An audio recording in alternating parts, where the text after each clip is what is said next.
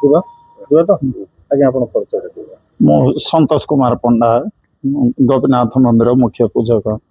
କଣ ହେଇଥିଲା ଆଜ୍ଞା ଆଜି ପୁଲିସ ଆସିକି ପହଞ୍ଚିଛି ତ ସାରା 16 ତାରିଖ ସନ୍ଧ୍ୟାରେ ଠାକୁରଙ୍କର ନୀତିକାନ୍ତି ସରେଇକି ମୁଁ ପହଡ଼ କରିକି ଯାଇକି ଗଲି ସାର୍। ସକାଳୁ ମୁଁ ଆସିଲା ବେଳକୁ ବାହାର ତାଲା କିଛି ହେଇନାହିଁ, ସେଇ ତାଲା କିଛି ହେଇନାହିଁ, ଏଇ ତାଲା ସବୁ ଯାକ ଭଙ୍ଗା ହେଇଛି। ଗୋପୀନାଥ ମନ୍ଦିର, ବାଙ୍କେଶ୍ୱର ମନ୍ଦିର, ତାପରେ ଆମର ରୋଷେଇଶାଳଟା ଭଙ୍ଗା ହେଇଛି। ତାପରେ ମୁଁ ଆଉ ଭିତରକୁ ନ ଯାଇକି ମୁଁ ଫୋନ୍ କଲି ଦେବତର ଅଫିସ୍, ମୋର ଉପର ଅଧିକାରୀଙ୍କୁ ଫୋନ୍ କଲି। ତାଙ୍କେ ଆସିଲା ପରେ ଏଫଆଇଆର ଥାନାରେ ରିପୋର୍ଟ କରାହେଲା, ଟାଉନ୍ ଥାନାରେ।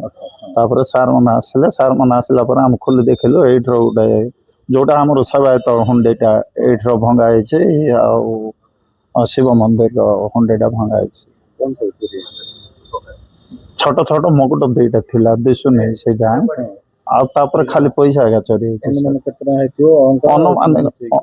ଅନୁମାନିକ ସେଇ ରୂପାର ଇଏଟା ଗୋଟେ ମାନେ 400-500 ଟଙ୍କା ଖଣ୍ଡେ ହେବ। ଆଉ ଟଙ୍କାଟା ସବୁଠୁ ଟୋଟାଲି 15,000 ଖଣ୍ଡ ହେବ ବୋଲି ଆମର ଅନୁମାନିକ। ମୁଁ ଜାଣିବା ଭିତରେ 2005 ମସିହାରେ ଥରେ ହେଇଥିଲା, ସେମିତି ଖାଲି ତାଲା ଫାଲା ଭାଙ୍ଗିଥିଲେ, କିଛି କୌଣସି ଜିନିଷ ଯାଇନଥିଲା। ହଁ, ଦୀର୍ଘ ବର୍ଷ ପରେ, ଦୀର୍ଘ 20-21 ବର୍ଷ ପରେ।